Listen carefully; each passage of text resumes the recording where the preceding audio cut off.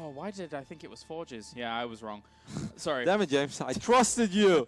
You betrayed me. Ignore me, ignore me. Okay, a bit rusty. But at the same time, I mean, he's got 3 Colossi against no Vikings, so he needs a good flank. He has no observer with his army. Does he have an observer on the map? Yeah, one. Where is it? Oh, it's defensive. Yeah. Okay, well, good luck then. Is this a fake out? I mean, half of his army isn't even there. No, it's definitely not a fake. Oh, he gets 2 shots up there. No, man, that hallucinated Phoenix was supposed to be the one. He was supposed to soak up a shot. Man, what a great job there by Thermal, using all these Widow Mines, making it just impossible for Lilba to really commit to this as much as he wants to.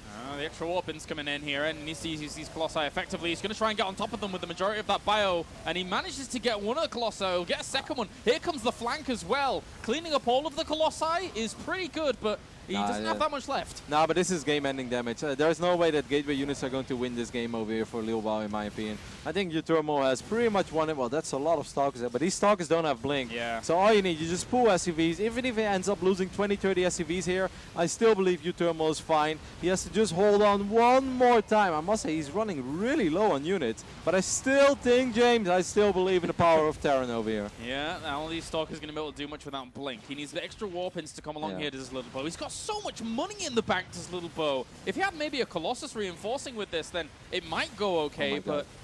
He has a ridiculous amount of Stalkers, but I mean, there's no way that the Terran army should lose against unupgraded Stalkers with no Blink. Like, that doesn't happen, not even in my wildest dreams. Right, James? Right? Going to try and focus down the Marauders here, cut down some of the damage that's actually coming in against these Stalkers. The Marines aren't going to do as much, but even then, with extra stimmed units coming in here with these Marauders, they're going to chase this back. I must say, this is still looking like quite close. The Marauder count is looking so low.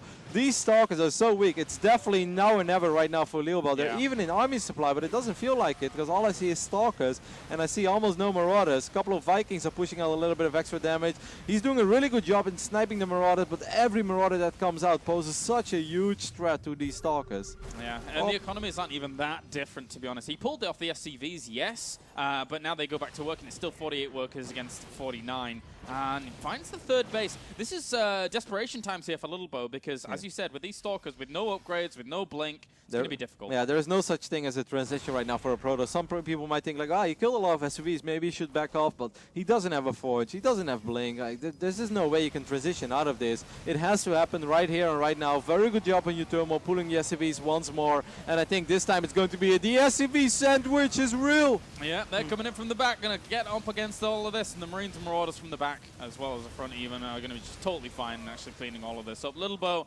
has started a Colossus, but it's not really going to do a whole lot. Yeah, that is a desperation Colossus. He did kill, once again, like 12 more workers, or 12 additional workers, I'm trying to say. He has killed close to 50 workers in this game. If you take a look at Control R, that is a stunning amount, but these Terrans that are as good as Thermal, they always do a phenomenal job in just building SCVs over and over again. So even if they lose 15, 20 workers, they will still be quite even with you. Right now, Lilba is 10 workers ahead, but that doesn't really mean anything against triple orbital command Terran, especially not when there is stimmed bio on the field, which also has +1 attack upgrade. Lilba doesn't even have a mothership core. He has like no observers anymore. Maybe he has 1.